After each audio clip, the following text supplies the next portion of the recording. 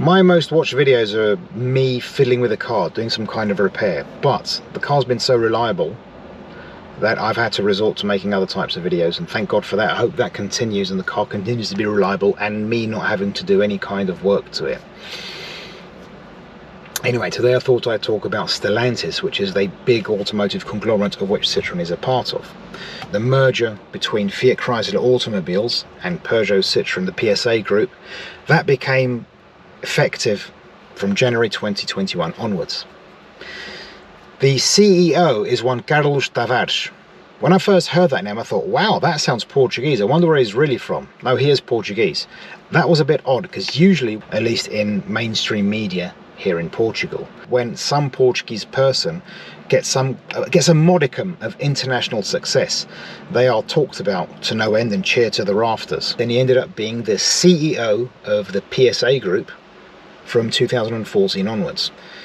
Thanks to him, PSA went back to becoming profitable, thanks to some cost-cutting measures. It was Carlos Tavares' idea to have DS as its own brand, DS Automobiles, instead of being a sub-brand of Citroën. It was also under his watch that Opel/Vauxhall was acquired from General Motors, and it returned to profitability as well. And it was Carlos Tavares' idea to create Stellantis, basically. He was the driving force behind it. Thing is, I've always thought that Stellantis was a terrible idea. First off, there's the fact that when European car brands and American car brands come together, it doesn't go very well. You had Volvo being bought by Ford, and Volvo nearly went under, and they were only saved by being bought by Chinese firm Geely. You had the Daimler-Chrysler merger. No one came out of that well. Chrysler felt they were being treated like a subsidiary instead of an equal partner like Mercedes had promised, and Mercedes quality went off a cliff. It's very famously mentioned on the first seasons of New Top Gear from 2002 onwards. They complained about the quality of Mercedes the whole time. They in fact used the statistic that in 1994 Mercedes was top of the list of the JD Power reliability survey, and in 2004 it was 9th from the bottom, so it didn't go well for either party. And then you have GM's stewardship of Saab. Saab disappeared. Saab is no more, thanks to its spell under GM ownership. Now you can argue that Fiat Chrysler isn't just an American brand, that's true, although American brands are part of that conglomerate. But then Fiat itself hasn't exactly been a healthy company for quite some time. For a long time they had just the Fiat 500 as a main selling vehicle, and perhaps the Fiat Punto, but the Fiat Punto is the car that you buy if life isn't going well for you at all. I mean, since then they've had the Tipo, and that seems to be selling rather well. Okay, fine, sure, but that's something that's a recent development.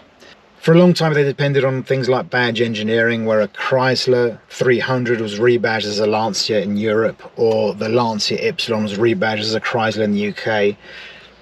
Badge engineering is never a good thing, in my humble opinion. I don't really like it, although in some cases it is necessary, but we'll get to that in just a moment. I don't think that the Fiat Chrysler Automobiles group was a very healthy entity for Stellantis to join up with. There was that. Then also there's the fact that Stellantis suddenly became something that had 14 brands under its figurative umbrella. I mean, what are you going to do with so many brands? They're all going to be stepping on each other's toes, and that's the case. That's why it's not going so well for them. And that's why Carlos Tavares is saying, well, we're going to have to axe brands that aren't making money. It was going to happen. It's one thing when you get Opel/Vauxhall. That's fine, because then you get just 4 brands in one group. It was Peugeot, Citroën, DS Automobiles, and Opel/Vauxhall.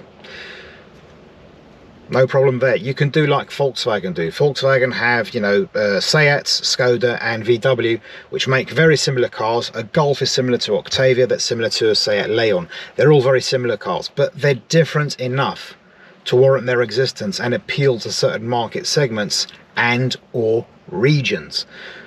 Going back to that badge engineering stuff, basically Vauxhall is just that. It's a badge engineered car. It's an Opel that's been rebadged to be sold in the UK. And it works. People in the UK probably wouldn't feel very comfortable buying Opels, but they're a lot more comfortable with a more British sounding Vauxhall. Brands matter. Brands have cachet. Brands have recognition.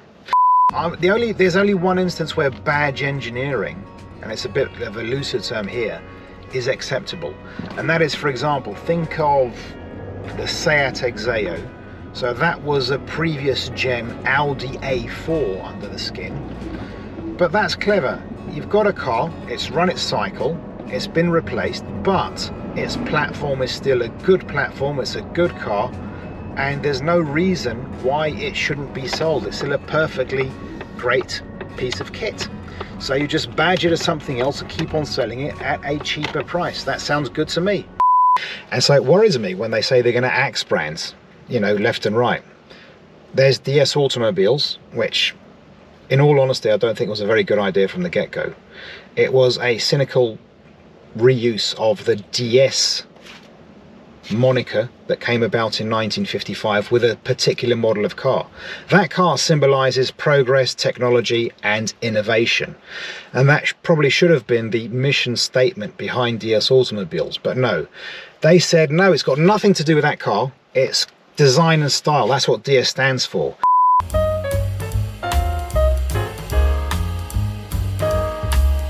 And it's going to be a luxury premium brand sort of thing.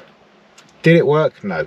No one cares if DS goes under. There's no attachment. First off, it's too recent. And then it's just, you know, something for, I don't know, people who really don't know what it stands for, what Citroens are. Because basically they're just glorified Citroens. You don't get DS conventions and DS meetups with people looking all at their DS3s and DS4s in a field. I don't think that happens at all. So if DS goes under, no one's going to shed a tear. Then you've got the other one that's on the chopping block, which is Lancia.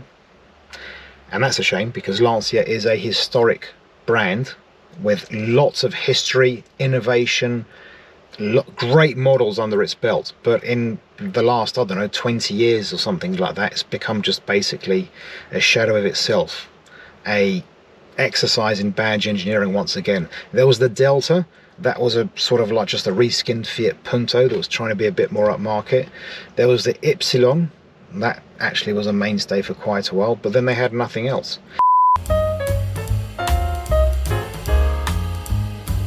But as I say, they're more, and they will only exist, by the way, they only existed in Italy for quite a while. So Lancia, unfortunately, is going to be a car brand that's probably going to disappear, which is bad. By the way, I say Lancia instead of Lancia.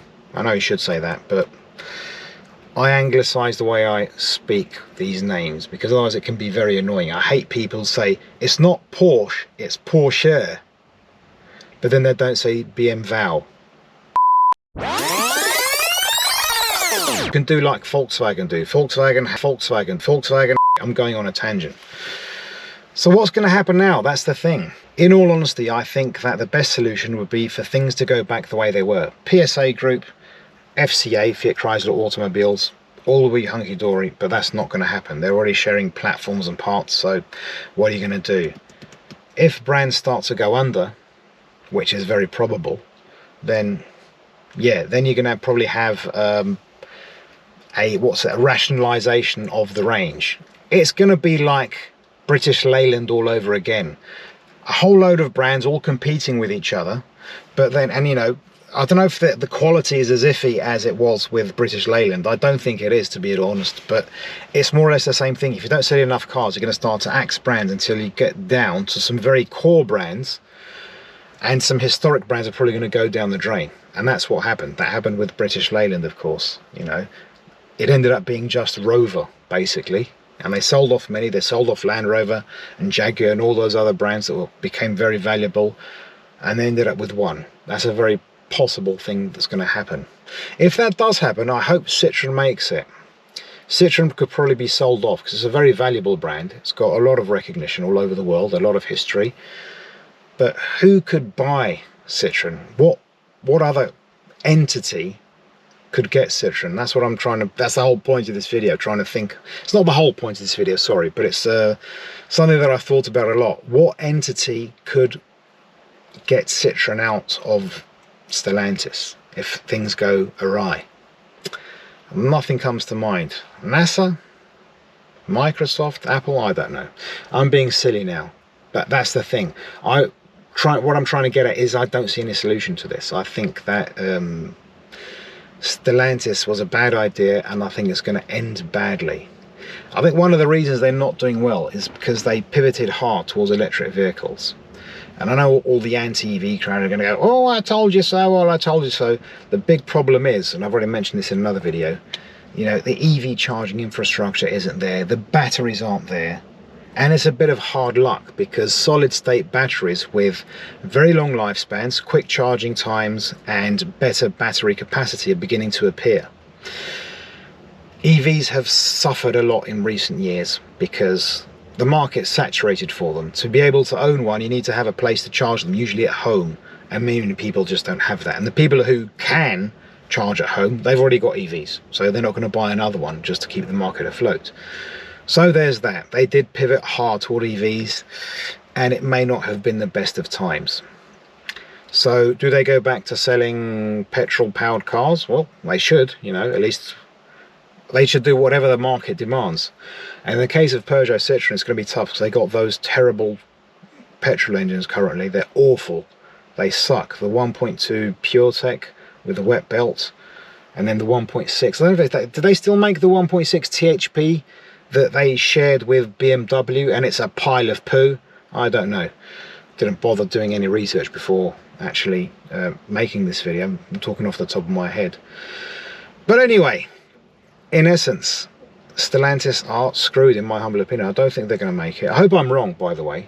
Maybe they should get rid of Carlos Tavares because he's been making millions and millions in bonuses and things like that. Even Macron and Le Pen, you know, the two opposing candidates in the last French election, they think that his compensation packages are a bit over the top, shall we say.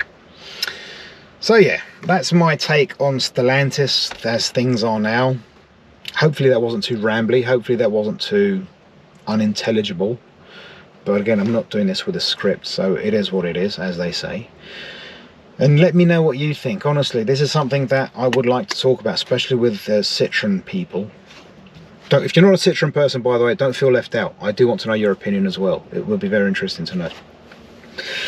And that's it for this video. It's getting very hot. It's the height of summer. Even though it's a cloudy day, it's very hot in the car. So I'm going to stop filming, and I'm going to ask you to leave a like, to comment, to subscribe, to share, all of that YouTube malarkey. Thank you very much for watching, and I bid you farewell. I'll see you in the next video. I think I'm going to crack open a window.